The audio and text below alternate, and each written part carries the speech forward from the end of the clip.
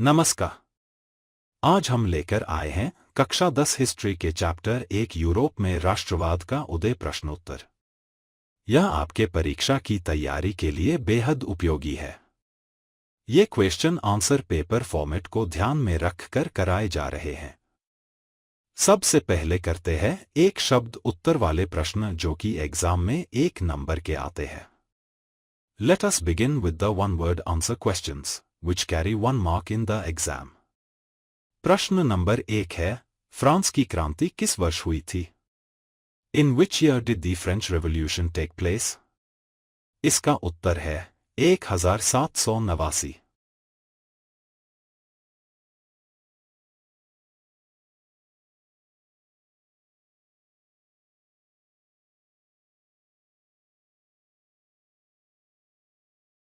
प्रश्न नंबर 2 है, Napoleon Bonaparte ने नेपोलियन संहिता कब लागू की? In which year was the Napoleonic Code introduced? इसका उत्तर है 1804।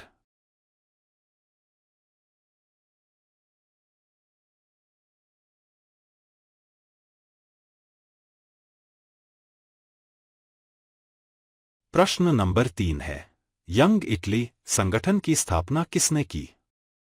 Who founded Young Italy? इसका उत्तर है ज्यूसेपे मैजिनी।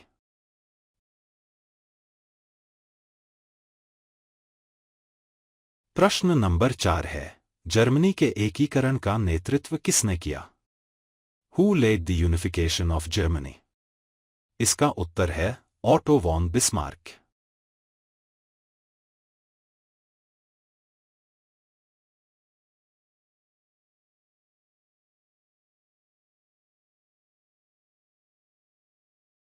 प्रश्न नंबर 5 है, इटली के एकीकरण में किस राजा की महत्वपूर्ण भूमिका थी? Which king played an important role in the unification of Italy? इसका उत्तर है विक्टर इमैनुएल द्वितीय।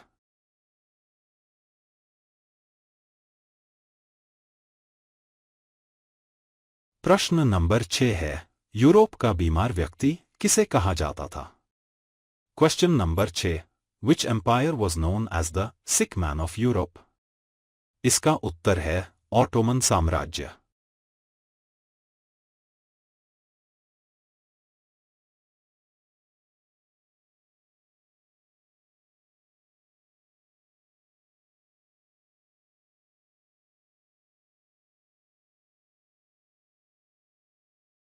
प्रश्न नंबर 7 है, फ्रैंकफर्ट संसद किस वर्ष आयोजित हुई? In which year was the Frankfurt Parliament convened? इसका उत्तर है 1848।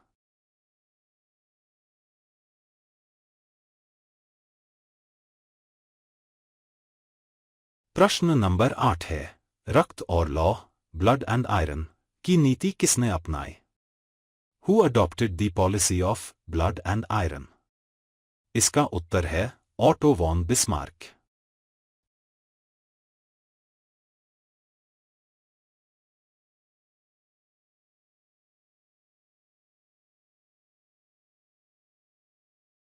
प्रश्न नंबर 9 है, जर्मनी का एकीकरण किस वर्ष पूरा हुआ? In which year was Germany unified? इसका उत्तर है 1871।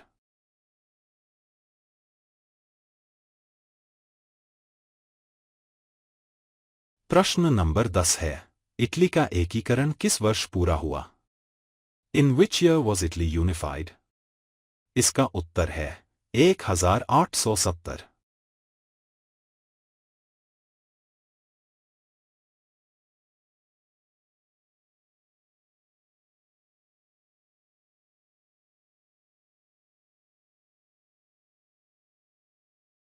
अब करते हैं शॉर्ट प्रश्न उत्तर जो कि एग्जाम में 2 या 3 नंबर के आते हैं।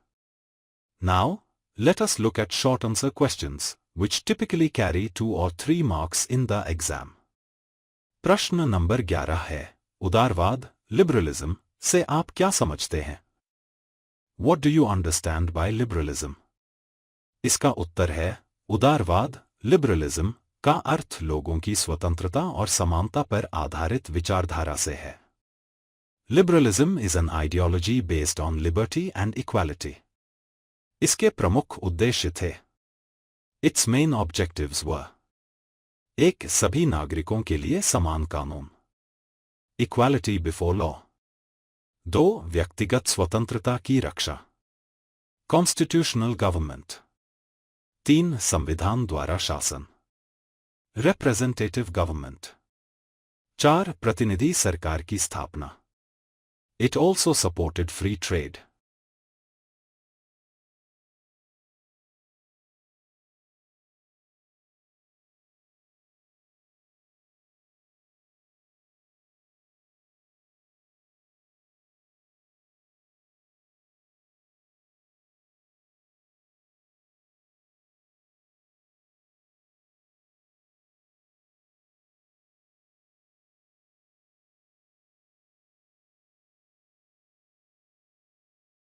प्रश्न नंबर 12 है, फ्रैंकफर्ट संसद क्यों बुलाई गई थी?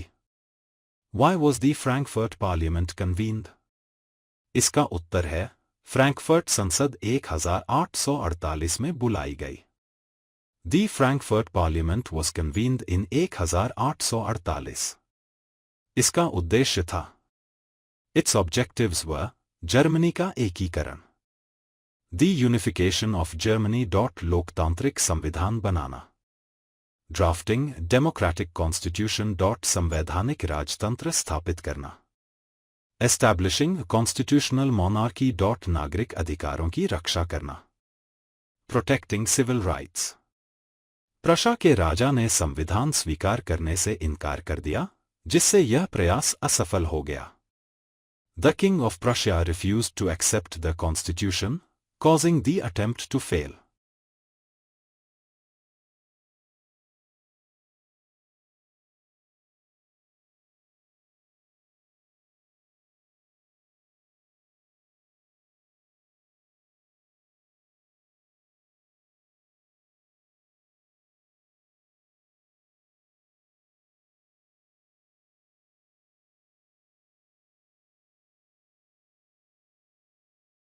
प्रश्न नंबर 13 है, नेपोलियन संहिता की कोई 3 विशेषताएं लिखिए।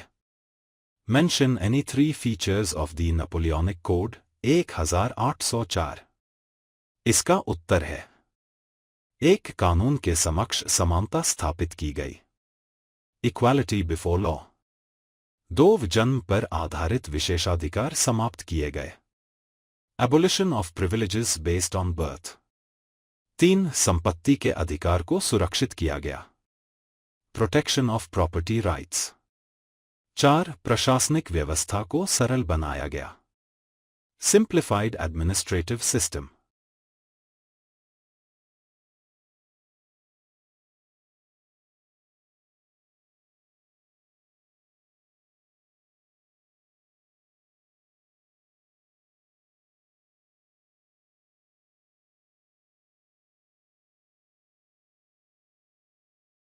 प्रश्न नंबर 14 है, ज्यूसेppe मैजिनी कौन थे?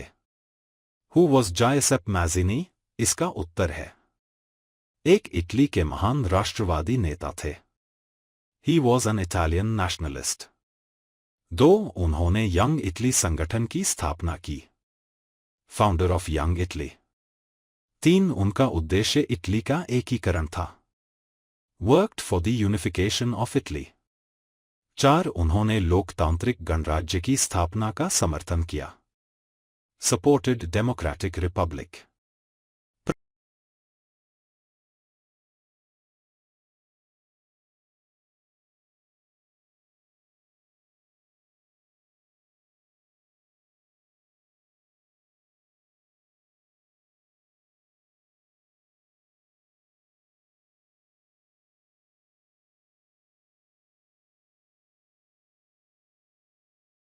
प्रश्न नंबर 15 है, जोल्वेरिन क्या था? What was Zollverein? इसका उत्तर है, एक आयह जर्मन राज्यों का सीमा शुल्क संघ था। जोल्वेरिन वॉज अ कस्टम्स यूनियन। 2. इसकी स्थापना 1834 में हुई, एस्टैब्लिश्ड इन 1834। 3. इसका उद्देश्य व्यापारिक बाधाओं को समाप्त करना था, रिमूव्ड ट्रेड बैरियर्स। 4. इससे जर्मनी के आर्थिक एकीकरण को बढ़ावा मिला. Promoted economic unity in Germany.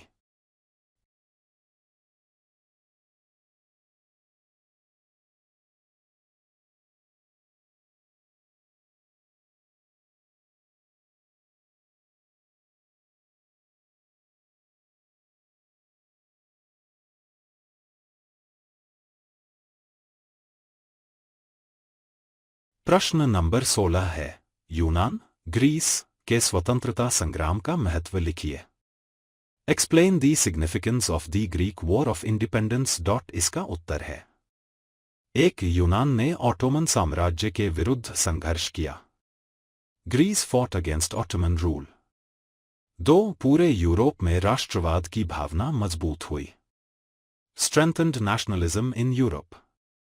3. अनेक यूरोपीय देशों ने यूनान का समर्थन किया. Supported by European countries. 4. यूनान को 1832 में स्वतंत्रता मिली. Greece became independent in 1832.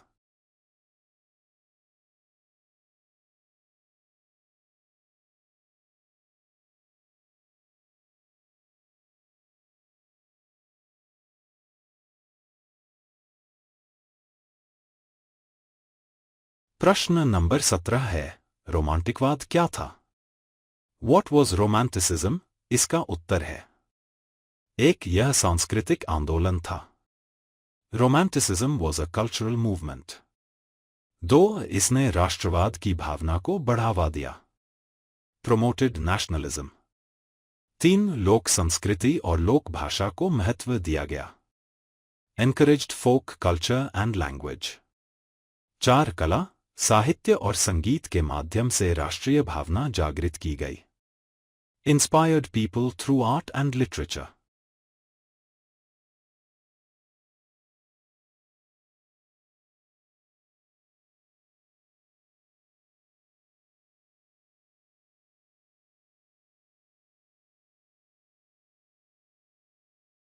प्रश्न नंबर 18 है. जर्मनी के एकीकरण में बिस्मार्क की भूमिका लिखिए. Explain the role of Otto von Bismarck in German unification. इसका उत्तर है. 1. प्रशा के प्रधानमंत्री थे. Prime Minister of Prussia. 2. Blood and Iron नीति अपनाई. Followed blood and iron policy. 3. Denmark, Austria और फ्रांस से युद्ध किए. Fought wars against Denmark, Austria and France. 4. 1871 में जर्मनी का एकीकरण पूरा कराया. Unified Germany in 1871.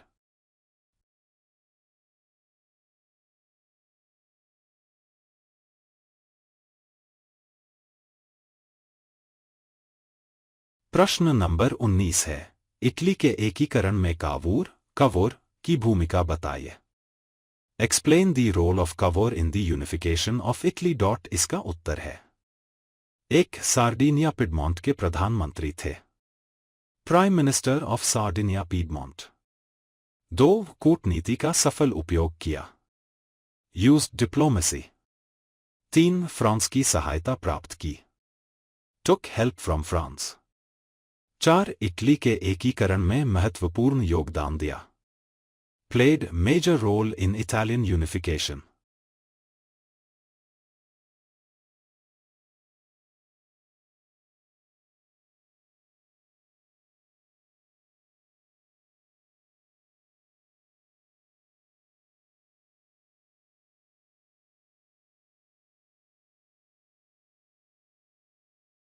प्रश्न नंबर 20 है. बाल्कन क्षेत्र को यूरोप का विस्फोटक क्षेत्र क्यों कहा जाता था? Why was the Balkan region called the powder keg of Europe? इसका उत्तर है. 1. अनेक जातियां और भाषाएं थी. Many ethnic groups lived there. 2. राष्ट्रवाद तेजी से फैल रहा था. Nationalism was growing rapidly. 3. Ottoman साम्राज्य कमजोर हो रहा था. Ottoman Empire was weakening. 4. यूरोपीय शक्तियों के बीच संघर्ष बढ़ गया. Rivalries among European powers increased.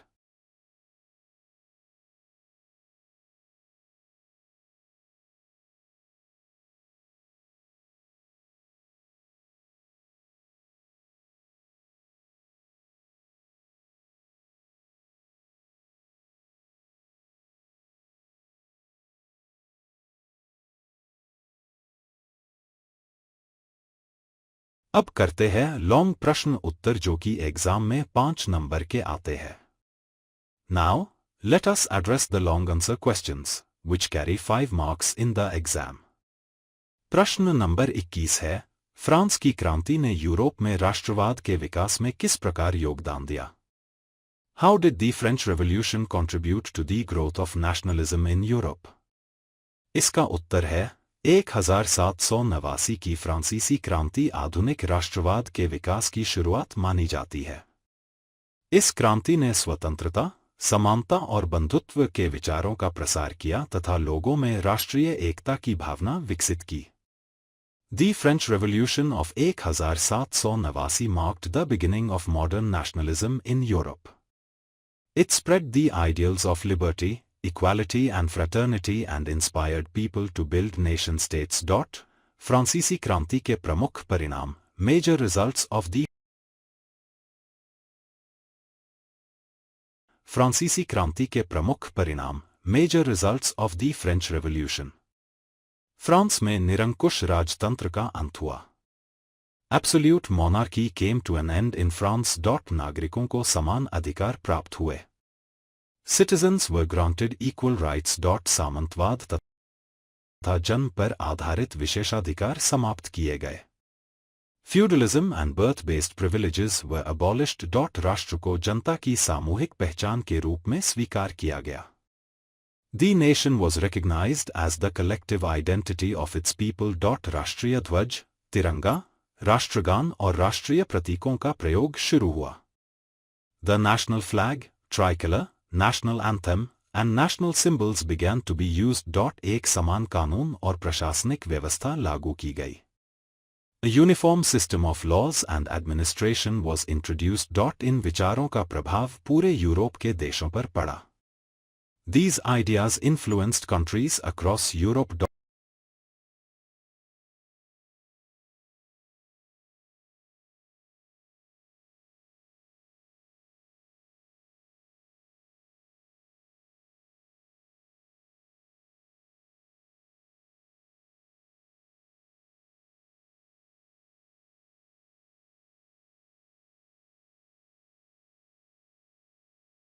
प्रश्न नंबर 22 है, जर्मनी के एकीकरण में ऑटो वॉन बिस्मार्क की भूमिका का वर्णन कीजिए। Describe the role of Otto von Bismarck in the unification of Germany.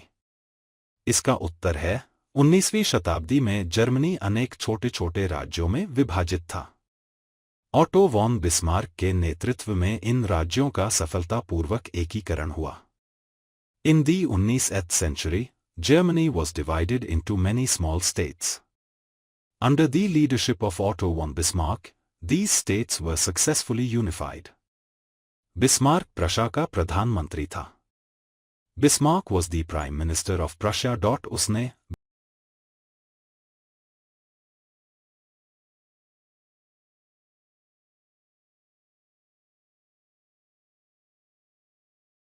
blood and iron नीति अपनाई। He adopted the blood and iron policy. उसने सेना को मजबूत बनाया।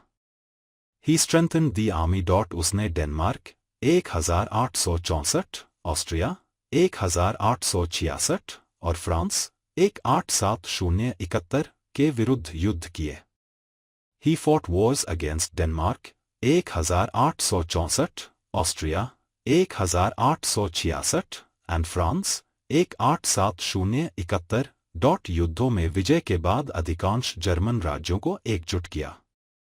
After winning these wars, he united most of the German states. 1871 में Versailles के महल में जर्मन साम्राज्य की स्थापना हुई। In 1871, the German Empire was proclaimed at the Palace of Versailles.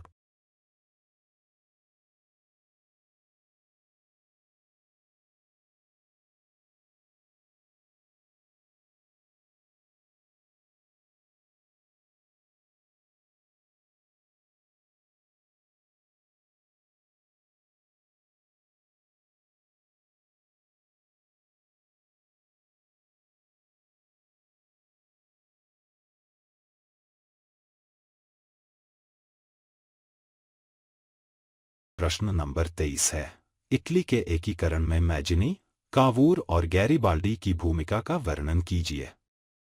Explain the role of Mazzini, Cavour and Garibaldi in the unification of Italy. इसका उत्तर है 19वीं शताब्दी में इटली अनेक छोटे छोटे राज्यों में विभाजित था। इसके एकीकरण में मैजिनी, कावूर और गैरिबाल्डी का महत्वपूर्ण योगदान रहा। In the 19th century, Italy was divided into many small states. Mazzini, Cavour, and Garibaldi played a significant role in its unification. Mazzini Young Italy संगठन की स्थापना की। He founded the Young Italy organization. राष्ट्रवाद की भावना जगाई। He inspired the spirit of nationalism.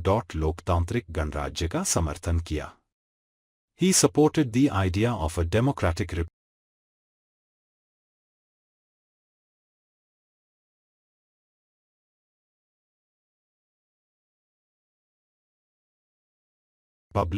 Cavour Sardinia Piedmont का प्रधानमंत्री था।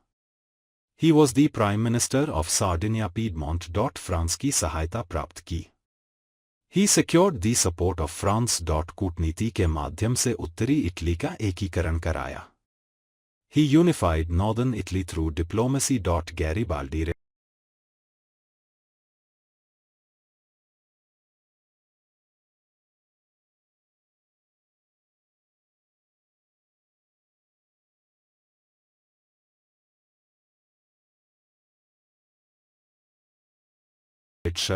रेड शर्ट्स सेना का नेतृत्व किया।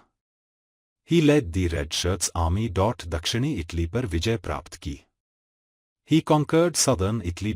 अपने जीते हुए प्रदेश विक्टर इमैनुएल द्वितीय को सौंप दिए। He handed over the conquered territories to Victor Emmanuel II. प्रश्न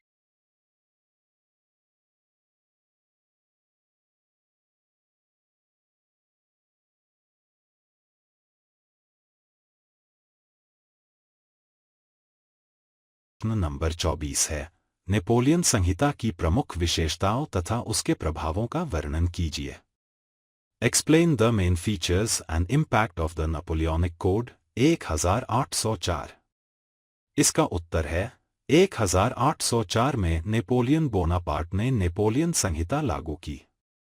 इसका उद्देश्य पूरे फ्रांस में एक समान कानून लागू करना तथा सामंती व्यवस्था को समाप्त करना था। इस संहिता का प्रभाव फ्रांस के साथ साथ यूरोप के अनेक देशों पर भी पड़ा। In 1804 Napoleon Bonaparte introduced the Napoleonic code, civil code of 1804। Its objective was to establish uniform legal system across France and abolish the feudal system. The code influenced not only France but also many countries in Europe.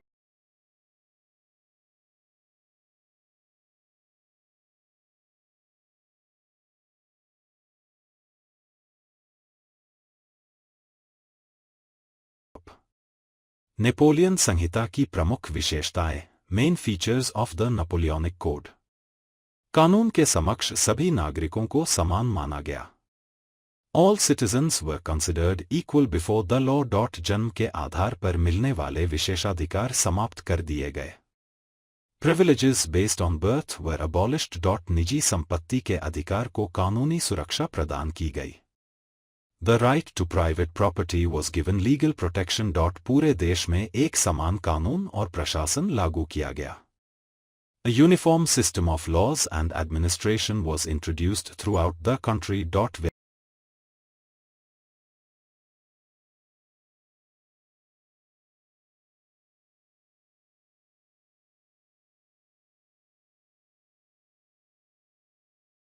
व्यापार और उद्योग पर लगे अनेक प्रतिबंध हटाए गए। Many restrictions on trade and industry were removed. Napoleon संहिता के प्रभाव। Effects of the Napoleonic Code। 1. सामंतवाद को कमजोर किया। It weakened feudalism. 2. राष्ट्रवाद की भावना को बढ़ावा मिला। It promoted the spirit of nationalism. 3. व्यापार और आर्थिक गतिविधियों में वृद्धि हुई। Trade and economic activities increased. 4. Europe के कई देशों की कानूनी व्यवस्था पर इसका प्रभाव पड़ा। It It influenced the legal systems of many European countries. 5. बाद में नेपोलियन की विस्तारवादी नीतियों के कारण कई देशों में उसके प्रति विरोध भी बढ़ा. Later, Napoleon's expansionist policies led to growing opposition against him in many countries.